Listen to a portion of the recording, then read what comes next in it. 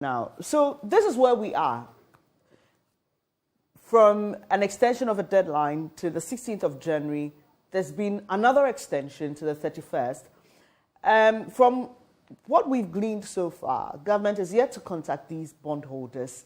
And one would have expected that at least there would have been some conversation even before the announcement of the deadline. The individual bondholders appear adamant. I'm not sure that they are willing to compromise at any point, even if they will. And obviously, the pensions are out of the way now. What are the options for government? What can it do to achieve its aim of getting our debt at a sustainable level so that we can get the IMF deal? Good morning. The first thing is the whole process has been badly managed and mangled from the start. When the government, because or true of its quote unquote, I know it all attitude, attempted to force this restructuring exercise on the various categories of investors or bondholders without first properly consulting them, and made the whole thing look like take it or leave it. And of course, like Martin and Joe have said, these are people's livelihoods that are at stake here. So naturally, there would be a pushback, and we've seen a strong pushback against this domestic debt restructuring. Remember that this is the fourth extension we're talking about here. And I don't even think that that is going to be the end. I think even the government will struggle to meet the 31st January deadline, largely because you now have like entrenched positions on these issues.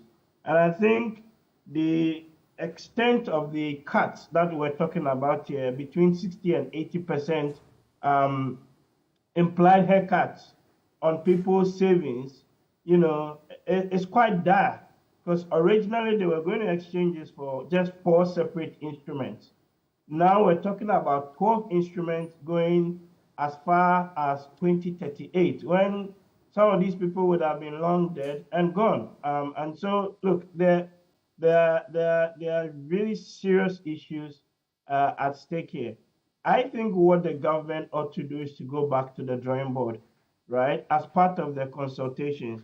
The first thing is that the 55% debt to GDP ratio that they want to attain by 2028 is just not possible. It's too drastic a cut, and that is going to impose heavy losses on various categories of investors. So it's to see if we can actually push that number a little bit rather outwards. So what I mean by that is that we're not talking about 55% debt to GDP in 2028 or in the next 4 or 5 years, but rather maybe we're talking about 2032, almost like a 10-year program. And what that entails is you need to sit down with all categories of stakeholders, including the main opposition, the NDC, because there's no guarantee that this government would maybe be the one that will be in charge of the economy in the next couple of years.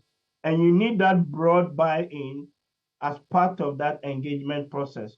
So the two really point I'm making here is that, one, the deadlines are likely to be extended again because they wouldn't get the 80% to so uptake. Number two, the 55%, the aggressive ceilings that they want to attain, perhaps they need to go back to the IMF and think about extending it further, maybe by about 10 years.